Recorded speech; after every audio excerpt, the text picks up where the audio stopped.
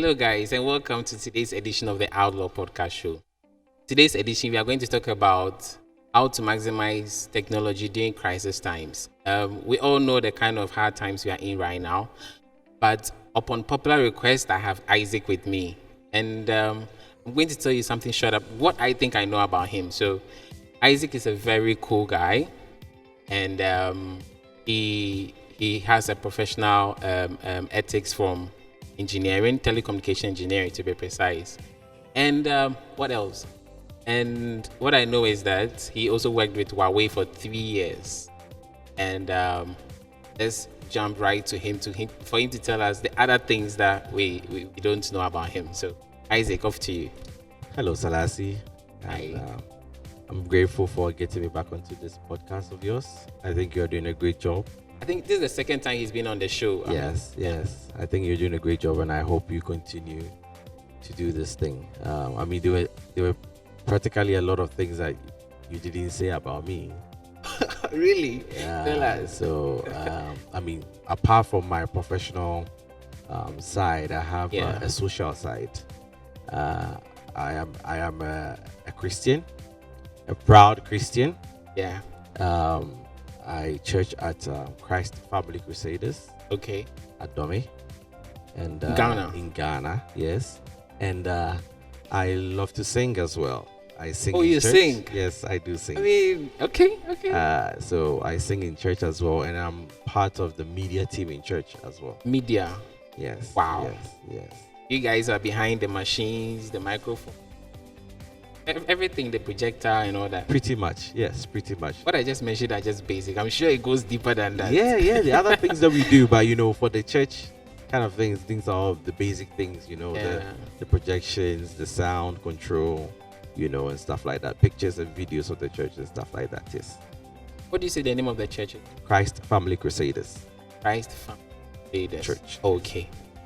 So today our topic, I hope you know what it is. Yes, you've given me a hint of it. Yeah, I gave you a heads up, and I would like you to tell me your general impression about crisis and these two things. Actually, technology is something man-made. Crisis is something we can't actually control because we have natural crisis, we have man-made crisis as well. But the ones we can't control is man-made. Sorry, natural made. But Right. what do you think? These two I mean, variables. Yeah. if you ask me, I would actually say the contrary.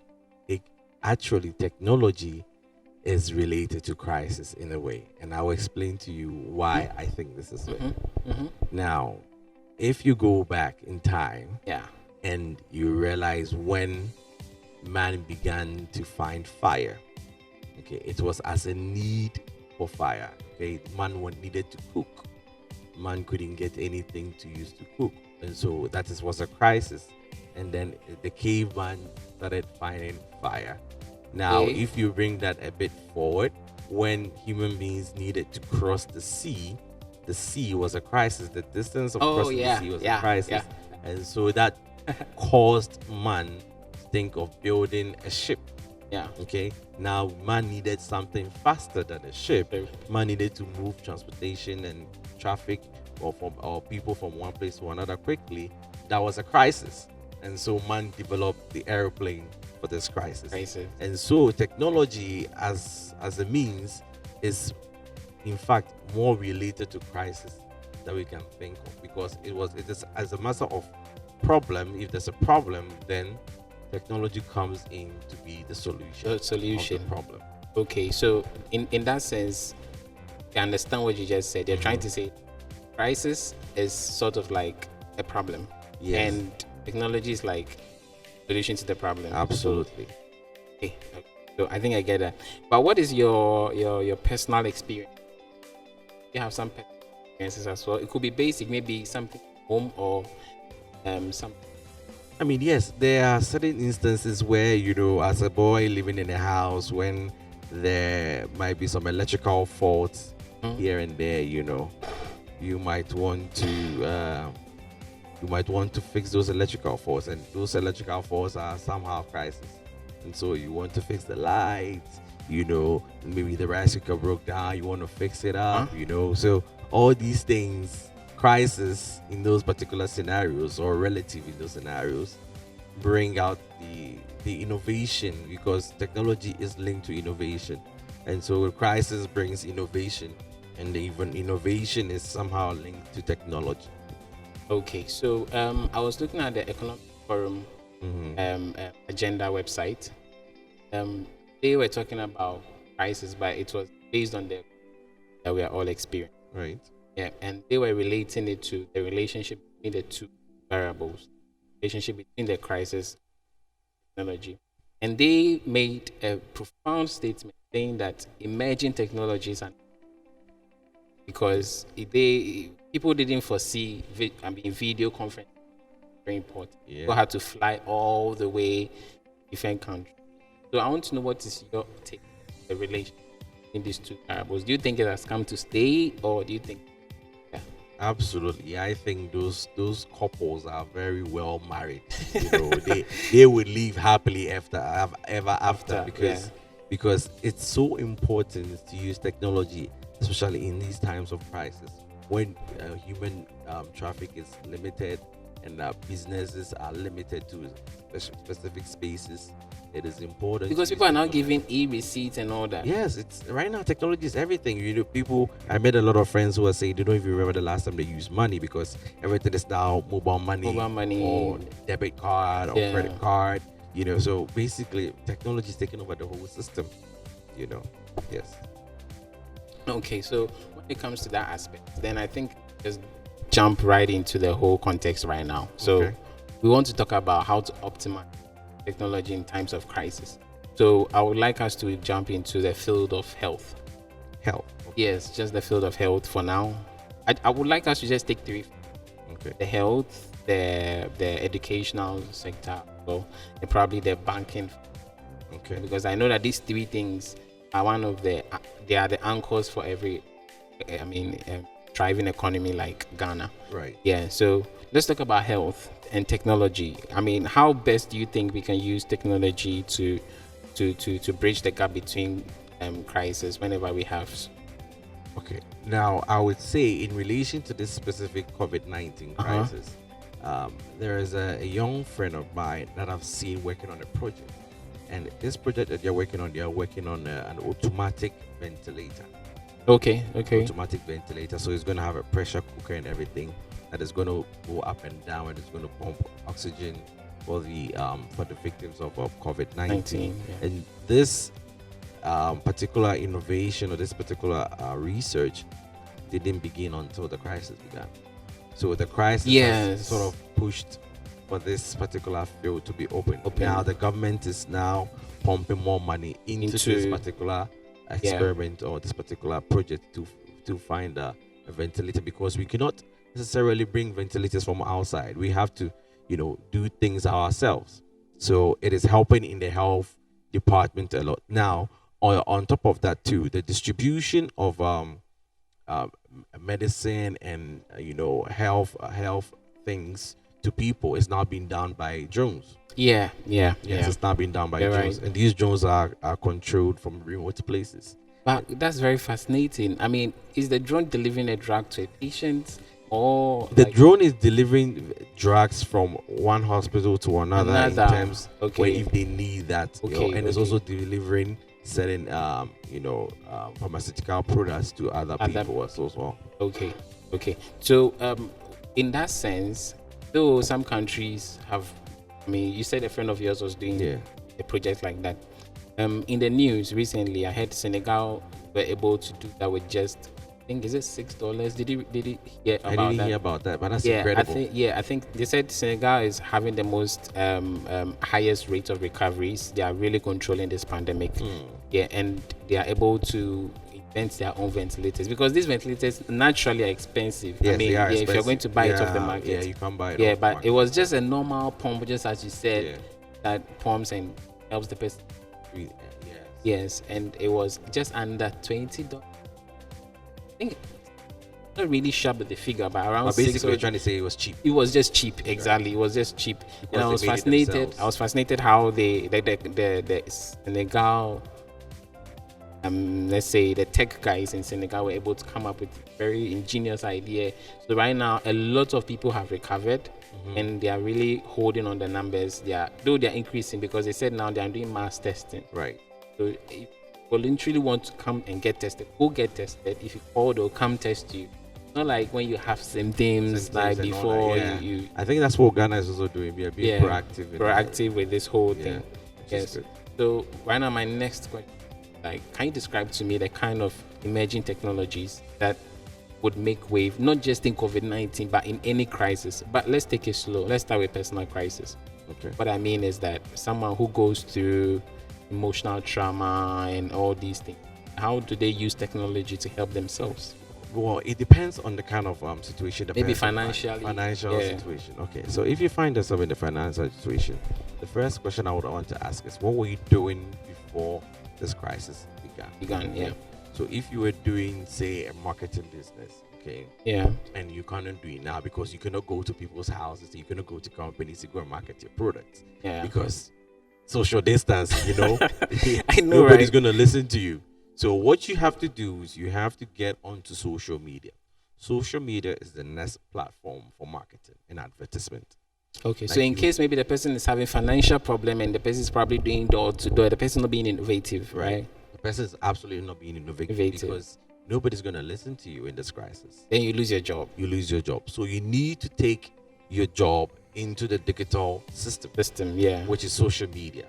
Okay, social media makes it very easy for a lot of people to see your product. Yeah, and it also makes it easy for you to see the analytics of what people think of your product.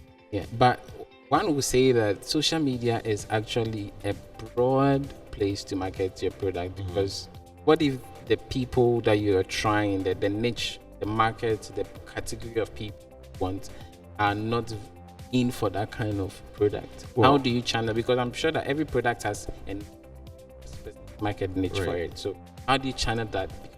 On social media, if you want to post an ad, especially on Facebook, there are particular audiences that you can streamline whatever you want to advert to. So you can choose maybe whether based on gender, based on the locality, based on the race. But most people are not in tune with these. Yes, that is why you have to get in tune with it, because right now it's almost as if we don't have a choice.